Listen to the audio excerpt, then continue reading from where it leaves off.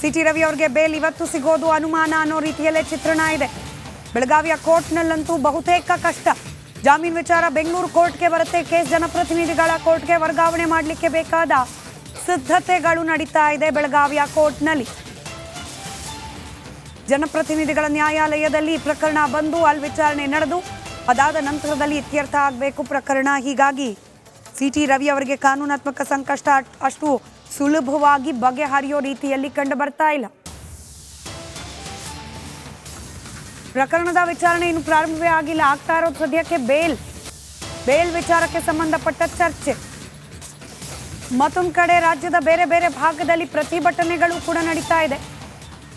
ಕಾಂಗ್ರೆಸ್ ವಿರುದ್ಧ ಬಿಜೆಪಿಯಿಂದ ಉಗ್ರ ಸ್ವರೂಪದ ಹೋರಾಟವನ್ನು ಮಾಡಲಾಗ್ತಾ ಇದೆ. ಮೈಸೂರಿನ ಮೆಟ್ರೋಪೋಲ್ ವೃತ್ತದಲ್ಲಿ ಪ್ರತಿಭಟನೆಯನ್ನ ಮಾಡ್ತಿದ್ದಾರಂತೆ.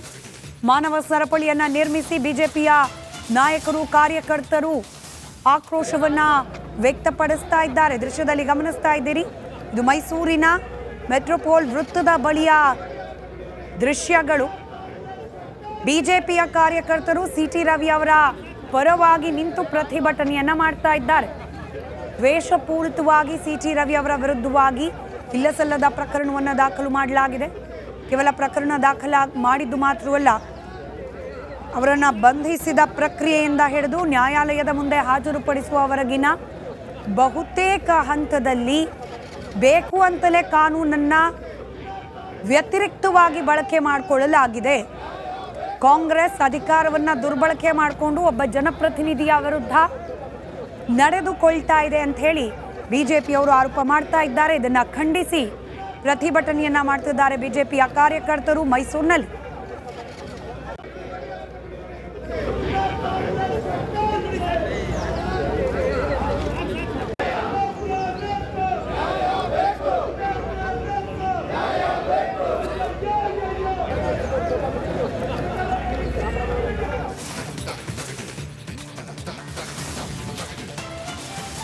ಸಿಟಿ ರವಿ ಅವರ ಬಂಧನವನ್ನು ಖಂಡಿಸಿ ಪ್ರತಿಭಟನೆಯನ್ನ ಮಾಡಲಾಗ್ತಾ ಇದೆ ಮೈಸೂರಿನಲ್ಲಿ.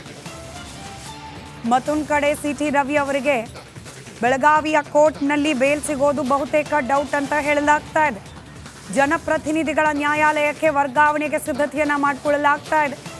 ಮತ್ತಷ್ಟು ಡೀಟೇಲ್ಸ್ನೊಂದಿಗೆ ನನ್ನ ಕಲೀಗ್ ಸುನಿಲ್ ಧರ್ಮಸ್ಥಳ ನೇರ ಸಂಪರ್ಕದಲ್ಲಿದ್ದಾರೆ. ಸುನಿಲ್, ಒಬ್ಬ ಜನಪ್ರತಿನಿಧಿ ಮೇಲೆ ದಾಖಲಾಗಿರುವ ಕೇಸ್ ಅರೆಸ್ಟ್ ಮಾಡಿರೋದು ಬೆಳಗಾವಿಯ ಲೋಕಲ್ ಪೊಲೀಸ್. ಪ್ರಕರಣದ ವಿಚಾರಣೆ ಬೆಳಗಾವಿಯ ಕೋರ್ಟ್ನಲ್ಲಿ ಆಗುವ ಸಾಧ್ಯತೆಗಳು ಎಷ್ಟು ಮಟ್ಟಿಗೆ ಕಂಡು ಬರ್ತಾ ಇದೆ? ಸ್ಮಿತಾ, ಸದ್ಯಕ್ಕೆ ಈ ಒಂದು ಪ್ರಕರಣಕ್ಕೆ ಸಂಬಂಧಪಟ್ಟಂತೆ ಹೇಳೋದಿದ್ರೆ ಯಾವುದೇ ಒಬ್ಬ ಜನಪ್ರತಿನಿಧಿ ಮೇಲೆ ಯಾವುದಾದ್ರೂ ಒಂದು ಪ್ರಕರಣ ದಾಖಲಾಯಿತು ಅಂದರೆ ಆ ಒಂದು ಪ್ರಕರಣದ ವಿಚಾರಣೆ ಪರ್ಟಿಕ್ಯುಲರ್ ಆಗಿ ಜನಪ್ರತಿನಿಧಿಗಳ ವಿಶೇಷ ನ್ಯಾಯಾಲಯದಲ್ಲೇ ನಡಿಬೇಕು ಅನ್ನುವಂಥ ಒಂದು ನಿಯಮ ಇದೆ. ಮತ್ತು ಈ ಒಂದು ಜನಪ್ರತಿನಿಧಿಗಳ ವಿಶೇಷ ನ್ಯಾಯಾಲಯ ರಾಜ್ಯದಲ್ಲಿರುವಂಥದ್ದು ಬೆಂಗಳೂರಿನಲ್ಲಿ ಮಾತ್ರ. ಹಾಗಾಗಿ ಕೇಸ್ ಬೆಂಗಳೂರಿನ ಜನಪ್ರತಿನಿಧಿಗಳ ವಿಶೇಷ ನ್ಯಾಯಾಲಯದಲ್ಲೇ ನಡಿಬೇಕು ಅನ್ನುವಂಥದ್ದು ಒಂದು ಕಡೆ ಇರುವಂತಹ ಕಾನೂನು. ಇದೇ ಕಾರಣಕ್ಕೋಸ್ಕರ ಇವತ್ತು ಸಿಟಿ ರವಿ ಅವರನ್ನ ಕೋರ್ಟಿಗೆ ಹಾಜರುಪಡಿಸಿದ್ರು ಕೂಡ ನ್ಯಾಯಾಧೀಶರು ಅವರನ್ನು ಜನಪ್ರತಿನಿಧಿಗಳ ವಿಶೇಷ ನ್ಯಾಯಾಲಯಕ್ಕೆ ಹಾಜರುಪಡಿಸಬೇಕು. ಈ ಒಂದು ಕೇಸ್ ಆ ಜನಪ್ರತಿನಿಧಿಗಳ ವಿಶೇಷ ಕೋರ್ಟ್ನ ವ್ಯಾಪ್ತಿಗೆ ಬರುತ್ತೆ ಅನ್ನುವಂಥನ್ನ ಪರ್ಟಿಕ್ಯುಲರ್ ಆಗಿ ಹೇಳಿದ್ದಾರೆ. ಹಾಗಾಗಿ ಸದ್ಯಕ್ಕಿರುವಂಥ ಸಾಧ್ಯತೆ ಅಂತ ಹೇಳಿದರೆ ಬೆಳಗಾವಿ ಪೊಲೀಸು ಸಿಟಿ ರವಿ ಅವ್ರನ್ನ ಬಿಗಿ ಪೊಲೀಸ್ ಬಂದೋಬಸ್ತ್ನಲ್ಲಿ ಬೆಂಗಳೂರಿಗೆ ಕರ್ಕೊಂಬರುವಂಥ ಒಂದು ಸಾಧ್ಯತೆ ಇದೆ. ಅದು ಬೈ ರೋಡ್ ಬರ್ತಾರಾ ಅಥವಾ ಫ್ಲೈಟಲ್ಲಿ ಬರ್ತಾರಾ ಅನ್ನುವಂಥದ್ದು ಇನ್ನೂ ಕೂಡ ಗೊತ್ತಾಗಿಲ್ಲ. ಆದರೆ ನಿಯಮಗಳ ಪ್ರಕಾರ ಅವ್ರನ್ನ ಜನಪ್ರತಿನಿಧಿಗಳ ವಿಶೇಷ ನ್ಯಾಯಾಲಯಕ್ಕೆ ಹಾಜರುಪಡಿಸಬೇಕು ಮತ್ತು ಅಲ್ಲೇ ಅವರ ಬೇಲಿಗೆ ಸಂಬಂಧಪಟ್ಟಂಥ ಅರ್ಜಿಯ ವಿಚಾರಣೆ ಕೂಡ ಆಗಬೇಕು. ಸ್ಥಳೀಯ ನ್ಯಾಯಾಲಯದಲ್ಲಿ ಈ ಪ್ರಕರಣಕ್ಕೆ ಸಂಬಂಧಪಟ್ಟಂತೆ ವಿಚಾರಣೆಯನ್ನು ಕೈಗೆತ್ತಿಕೊಳ್ಳೋದಕ್ಕೆ ಸಾಧ್ಯ ಆಗಲ್ಲ. ಮತ್ತು ಬೆಳಗಾವಿಯಲ್ಲೂ ಕೂಡ ಕೋರ್ಟ್ನ ನ್ಯಾಯಾಧೀಶರು ಈ ವಿಚಾರದ ಬಗ್ಗೆ ತಮ್ಮ ಒಂದು ಅಭಿಪ್ರಾಯವನ್ನು ವ್ಯಕ್ತಪಡಿಸಿದ್ದಾರೆ. ಹಾಗಾಗಿ ನೆಕ್ಸ್ಟ್ ಯಾವ ರೀತಿ ಪ್ರೊಸೀಜರ್ಸ್ ಆಗತ್ತೆ ಮತ್ತು ಪೊಲೀಸರು ಈ ನ್ಯಾಯಾಲಯದ ಆದೇಶಕ್ಕೆ ಸಂಬಂಧಪಟ್ಟಂತೆ ಇವ್ರನ್ನ ಕರ್ಕೊಂಡು ಹೋಗೋದಕ್ಕೆ ಯಾವ ರೀತಿಯ ಕ್ರಮಗಳನ್ನು ಕೈಗೊಳ್ಳುತ್ತಾರೆ ಅನ್ನೋದನ್ನು ಕೂಡ ನೋಡಬೇಕಾಗಿದೆ. ಸ್ಮಿತಾ, ಈಗ ಅರೆಸ್ಟ್ ಮಾಡಿದ್ರ ಬಗ್ಗೆ ಕೂಡ ಆಕ್ಷೇಪ ಆಯಿತು. ಒಬ್ಬ ಜನಪ್ರತಿನಿಧಿಯನ್ನ ಸುವರ್ಣಸೌಧದ ಆವರಣದಿಂದ ಅರೆಸ್ಟ್ ಮಾಡಿದ್ದು ಕೂಡ ಕಾನೂನಾತ್ಮಕವಾಗಿ ತಪ್ಪು ಅನ್ನೋ ಆರೋಪ. ಬಟ್ ಸೆಷನ್ ಅವಧಿ ಮುಕ್ತಾಯವಾಗಿತ್ತು, ಆಗ ಅರೆಸ್ಟ್ ಮಾಡಬಹುದು ಅಂತ ಕೂಡ ಕೆಲವರು ಮಾತನಾಡ್ತಿದ್ದಾರೆ. ಸೊ ಈ ಅರೆಸ್ಟ್ ಪ್ರಕ್ರಿಯೆ, ಅದರಲ್ಲೂ ಒಬ್ಬ ಜನಪ್ರತಿನಿಧಿಯನ್ನ ಪೊಲೀಸರು ಅರೆಸ್ಟ್ ಮಾಡುವ ಪ್ರಕ್ರಿಯೆಯಲ್ಲಿ ಲೋಪ ಅಂತ ಏನಾದರೂ ಕಂಡು ಬರ್ತಾ ಇದೆಯಾ ಸಿಟಿ ರವಿ ಅವರ ಪ್ರಕರಣದಲ್ಲಿ? ಸ್ಮಿತಾ, ಇಲ್ಲಿ ಅದಕ್ಕಿಂತ ಮೊದಲು ಈ BNS ಕಾಯ್ದೆಯಡಿ ಈ ಪ್ರಕರಣಕ್ಕೆ ಸಂಬಂಧಪಟ್ಟಂತೆ FIR ಏನು ದಾಖಲು ಮಾಡಿದರೆ ಅದರಲ್ಲಿ ಸೆಕ್ಷನ್ಗಳನ್ನು ಹಾಕಿರುವಂಥದ್ರಲ್ಲಿ ಲೋಪ ಆಗಿದೆ ಅನ್ನುವಂಥದ್ದನ್ನು ಕಾನೂನು ತಜ್ಞರು ಹೇಳ್ತಾರೆ. ಅಂದರೆ ಈಗೇನು ಸಿಟಿ ರವಿ ಅವ್ರ ಮೇಲೆ ಸೆಕ್ಷನ್ಗಳನ್ನು ಹಾಕಿದರೆ ಅದನ್ನು ಹಾಕೋದಕ್ಕೆ ಅವಕಾಶ ಇಲ್ಲ ಅನ್ನುವಂಥದ್ದು ಒಂದು ಕಡೆ ಒಪಿನಿಯನ್. ಮತ್ತೊಂದು ಕಡೆಯಲ್ಲಿ ಇವರನ್ನು ಅರೆಸ್ಟ್ ಮಾಡಿರುವಂಥದ್ದು ಸೆಷನ್ ನಡೀತಾ ಇರುವಂಥ ಟೈಮ್ನಲ್ಲಿ ಸೆಷನ್ ಒಳಗಡೆ ಅಲ್ಲ, ಅದರ ಬದಲಾಗಿ ಅವ್ರನ್ನ ಹೊರಗಡೆ ಅರೆಸ್ಟ್ ಮಾಡಿದ್ದಾರೆ. ಸೊ ಹಾಗಾಗಿ ಆ ಒಂದು ಅರೆಸ್ಟ್ನ ಮಾಡ್ಬೋದು, ಆದರೆ ಈ ಒಂದು ಪ್ರಕರಣಕ್ಕೆ ಸಂಬಂಧಪಟ್ಟಂತೆ ಅರೆಸ್ಟ್ ಮಾಡುವಂಥ ಅಗತ್ಯ ಇರಲಿಲ್ಲ. ಮೊದಲನೇದಾಗಿ ಅವರಿಗೆ ನೋಟಿಸ್ನ ಕೊಡಬೇಕಾಗಿತ್ತು, ವಿಚಾರಣೆಗೆ ಹಾಜರಾಗಿ ಅಂತೇಳಿ. ಒಂದು ವೇಳೆ ಅವರು ವಿಚಾರಣೆಗೆ ಸಹಕರಿಸದೇ ಹೋಗಿದ್ದಲ್ಲಿ ಆಗ ಅರೆಸ್ಟ್ ಮಾಡಬೇಕಾಗಿತ್ತು. ಅದನ್ನು ಹೊರತುಪಡಿಸಿದರೆ ಈ ಒಂದು BNS ಕಾಯ್ದೆಯ ಪ್ರಕಾರ ಅವ್ರನ್ನ ಅರೆಸ್ಟ್ ಮಾಡುವಂಥ ಅಗತ್ಯ ಇರಲಿಲ್ಲ ಅನ್ನುವಂಥ ಒಂದು ಮಾತುಗಳು ಕೂಡ ಕೇಳಿ ಬರ್ತಾ ಇದೆ. ಆ್ಯಂಡ್ ಡೆಫಿನೆಟ್ಲಿ ಕೋರ್ಟ್ನಲ್ಲಿ ಇವರನ್ನು ಹಾಜರುಪಡಿಸಿದ್ರು ಕೂಡ ಆ ಸಂದರ್ಭದಲ್ಲಿ ಅವರನ್ನು ನ್ಯಾಯಾಂಗ ಬಂಧನಕ್ಕೆ ಒಪ್ಪಿಸುವಂಥ ಸಾಧ್ಯತೆ ಎಲ್ಲೋ ಒಂದು ಕಡೆಯಲ್ಲಿ ಇದೆ ಅನ್ನುವಂಥದ್ದು ಬಿಟ್ಟರೆ ಪೊಲೀಸ್ ಕಸ್ಟಡಿ ಕೊಡುವಂಥ ಸಾಧ್ಯತೆಗಳು ತೀರಾ ಕಡಿಮೆ ಇರುವಂಥದ್ದು. ಮತ್ತು ಈ ಪ್ರಕರಣಕ್ಕೆ ಸಂಬಂಧಪಟ್ಟಂತೆ ಈಗೇನು ಅವರು ಅವಾಚ್ಯ ಶಬ್ದಗಳನ್ನು ಬಳಕೆ ಮಾಡಿದ್ದಾರೆ ಅನ್ನುವಂಥ ಒಂದು ಆರೋಪ ಇದೆ, ಆದರೆ ಅದಕ್ಕೆ ಸಂಬಂಧಪಟ್ಟಂತೆ ಎಲ್ಲೂ ಕೂಡ ಯಾವುದೇ ರೀತಿಯ ದಾಖಲೆಗಳು ಕೂಡ ಇಲ್ಲ ಅನ್ನುವಂಥನ್ನು ಕೂಡ ಹೇಳಲಾಗ್ತಿದೆ. ಸೊ ಎಲ್ಲ ಕಾರಣಗಳನ್ನು ಮುಂದಿಟ್ಟುಕೊಂಡು ನೋಡೋದಿದ್ರೆ ಸಿಟಿ ರವಿ ಅವರಿಗೆ ಈ ಪ್ರಕರಣದಿಂದ ಹೊರಗಡೆ ಬರುವಂಥ ಸಾಧ್ಯತೆ ಹೆಚ್ಚಾಗಿ ಕಂಡು ಬರ್ತಾ ಇದೆ. ಸ್ಮಿತಾ. ರೈಟ್, ಧನ್ಯವಾದ ಸುನಿಲ್ ಮಾಹಿತಿಗಾಗಿ.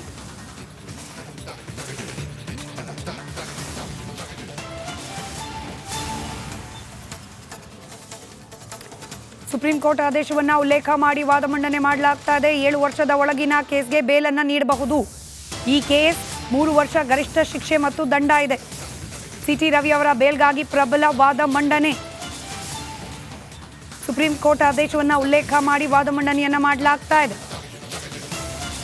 ಯಾವ ಸೆಕ್ಷನ್ಗಳ ಅಡಿಯಲ್ಲಿ ಪ್ರಕರಣವನ್ನು ದಾಖಲು ಮಾಡಲಾಗಿದೆಯೋ ಅದರ ಅಡಿಯಲ್ಲಿ ಶಿಕ್ಷೆಯ ಗರಿಷ್ಠ ಪ್ರಮಾಣ 7 ವರ್ಷ ಅಥವಾ ಅದಕ್ಕಿಂತ ಹೆಚ್ಚಾಗಿದ್ದರೆ ಮಾತ್ರ ಬೇಲ್ ವಿಚಾರದಲ್ಲಿ ತಕರಾರು ಏಳುವ ಸಾಧ್ಯತೆ. ಆದರೆ ಈಗ ದಾಖಲಾಗಿರುವ ಸೆಕ್ಷನ್ಗಳ ಅಡಿಯಲ್ಲಿ 3 ವರ್ಷ ಅಥವಾ ಅದಕ್ಕಿಂತ ಕಡಿಮೆ ಶಿಕ್ಷೆ ಮಾತ್ರ ವಿಧಿಸಲಿಕ್ಕೆ ಸಾಧ್ಯ. ಗರಿಷ್ಠ ಶಿಕ್ಷೆ ಅಂತಿರೋದೇನೆ 3 ವರ್ಷ. ಹೀಗಾಗಿ ಬೇಲನ್ನು ನೀಡಬಹುದು ಅನ್ನೋದು ಸಿಟಿ ರವಿ ಅವರ ಪರ ವಕೀಲರ ವಾದ. ಬಟ್ ಈಗಿರುವ ಅನುಮಾನ ಅದೇನೋ ಮಂಡಿಸ್ತಿದ್ದಾರೆ.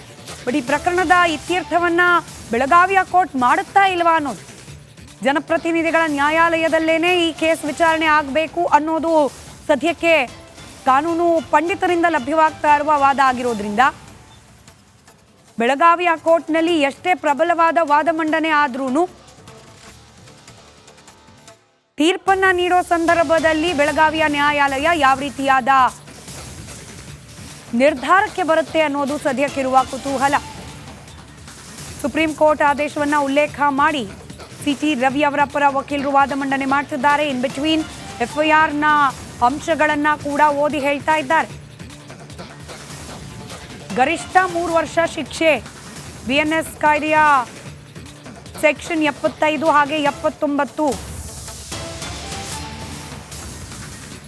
FIRನ ಅಂಶವನ್ನ ಕೂಡ ಓದಿ ಹೇಳ್ತಾ ಇದ್ದಾರಂತೆ ವಕೀಲರು. ಸಿಟಿ ರವಿ ಪರ ವಕೀಲರ ವಾದ ಮಂಡನೆ. ಪರಿಷತ್ನ ಎಲ್ಲ ಘಟನೆ ರೆಕಾರ್ಡ್ ಆಗಿದೆ. ರಾಜ್ಯ ಇತಿಹಾಸದಲ್ಲಿ ಆರೋಪಿಯನ್ನ ಹೀಗೆ ಸುತ್ತಿಸಿದ್ದು ಇದೇ ಮೊದಲು.